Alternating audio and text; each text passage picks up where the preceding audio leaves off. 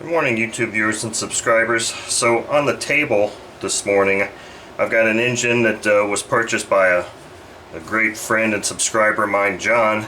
He purchased this off of eBay and had it sent directly to me for me to add it to my database and maybe clean it up for him a bit. This is an MVVS 49. I believe the displacement is 49. It's really not. It's kind of not marked on there. But this is exactly how it came to me. It came to me all assembled like this with this big exhaust in a very long box. Like the person that sold it was just too freaking lazy to take this stuff off and put it in a smaller box. But whatever. So the engine overall doesn't look too bad. But it does have some... Let me zoom in a bit here. Oops, wrong way. It does have some rather enlarged, drilled out holes in the case, but the carb does operate freely and it rotates with really good compression. So the question is, I'm not really sure if I'm just gonna strap this to the bench and try and run it as it is, or if I'm going to actually disassemble it and clean it now. There's another engine that's on my database that was very, very underwhelming in my opinion, and it was this Snorer 55. And all accounts that I had read about this engine was that it was actually modeled after the MVVS line of engines. And if you kind of look at them side by side, you can really kind of see that similarity. You still have the same 4-screw head, the drive washer is the same. I don't have the carb out, but the carb is nearly identical too. Here's the carb for that Snorer engine. Now you can see it's not exactly the same. It's got some screw retention bolt in a different place. The high-speed needle looks different. So maybe this is where the disappointment in that engine came from.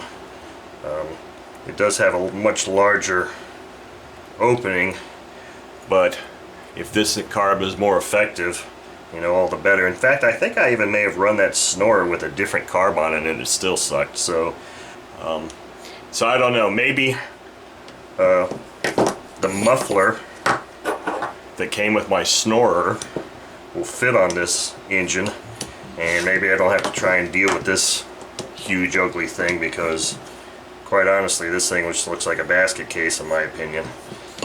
So like I said, I'm not sure if I'm just going to put this on the bench and run, or yeah, put it on the stand and just run it. But I mean, even the casting is exactly the same.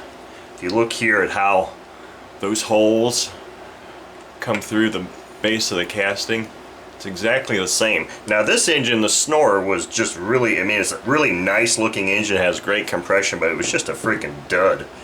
And I kind of attribute it to either just the porting was like crap or the carb was crap.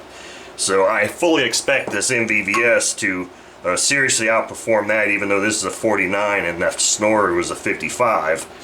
I fully expect this to outperform it, because I've heard, you know, some good things about the MVVS engines, even though I've never actually held one, ran one, or anything like that. So that's kind of what we might be looking at here in the next video or two. Is maybe I'll just go ahead and strap this thing to the bench. Now I noticed when I pulled this plug out earlier that I don't think this is right at all, and it has a stupid, looks like a Fox idle bar plug in it. I don't really know a whole lot about MVVS engines, but pretty sure a modern ABC engine doesn't need to be running with an idle bar glow plug. So I'm going to see if I can't find something online about the plug, or maybe a manual for this engine or this line of engines. But otherwise I'm probably just going to put an OS number 8 plug in there and give it a run.